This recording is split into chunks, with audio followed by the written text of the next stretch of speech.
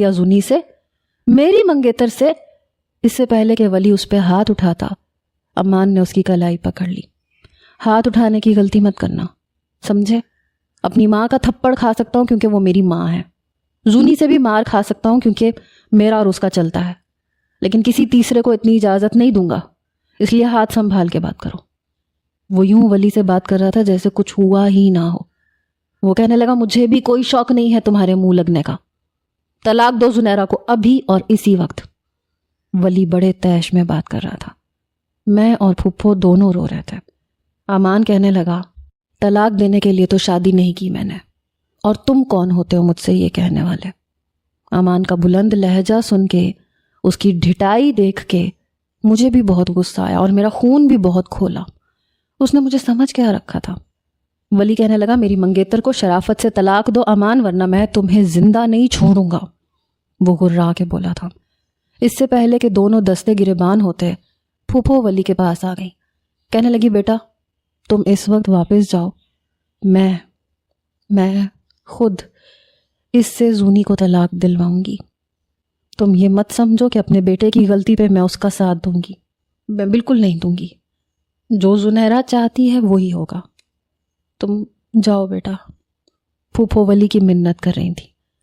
میرا تو جیسے دماغ معوف ہو چکا تھا۔ ولی کہنے لگا، اسے کہیں کہ کل صبح تک زونی کو طلاق دے دے، ورنہ میں اسے چھوڑوں گا نہیں۔ ولی کی بات سن کر امان کہنے لگا، جاؤ، نہیں دوں گا اسے طلاق۔ کیا کر لوگے تم؟ ولی واپس پلٹنے لگا تھا، پھوپھو پھر اس کے سامنے کھڑی ہو گئی، بیچ میں آ گئی۔ امان اپنا منہ بند رکھو۔ ولی بیٹا میرا تم سے وعدہ ہے، تم جو چاہو گے، جو زونی چاہے گی وہی ہوگا۔ تم جاؤ، امان وہی کرے گا جو میں کہوں گی، تم جاؤ بیٹا۔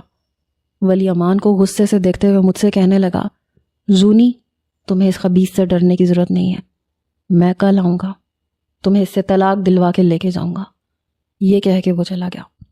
میں ابھی بھی وہیں کھڑی تھی۔ اماں آپ کیوں آتی ہے بیچ میں؟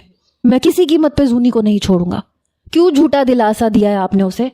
میں نے اپنے بہتے آنسو صاف کیے اور امان کے سامنے جا کے کھڑی ہو گئی۔ بدلہ لینے کے لیے تم نے مجھ سے شادی کی تھی نا امان؟ کر لی شادی، بدلہ ہو گیا تمہیں سکون؟ میری بات پہ وہ کچھ شرمندہ ہوا تھا۔ زونی میری بات سنو، لیکن میں نے ہاتھ کے اشارے سے اسے بولنے سے روک دیا۔ مجھے تمہارے ساتھ نہیں رہنا، مجھے طلاق چاہیے، تمہارا بدلہ پورا ہو چکا، اب مجھے چھوڑ دو۔ یہ کہہ کے میں پھپھو کے کمرے میں چلی گئی۔ پھپھو اسے ڈانٹ رہی تھی، بار بار یہ کہہ رہی تھی، یہ تم نے کیا کر دیا؟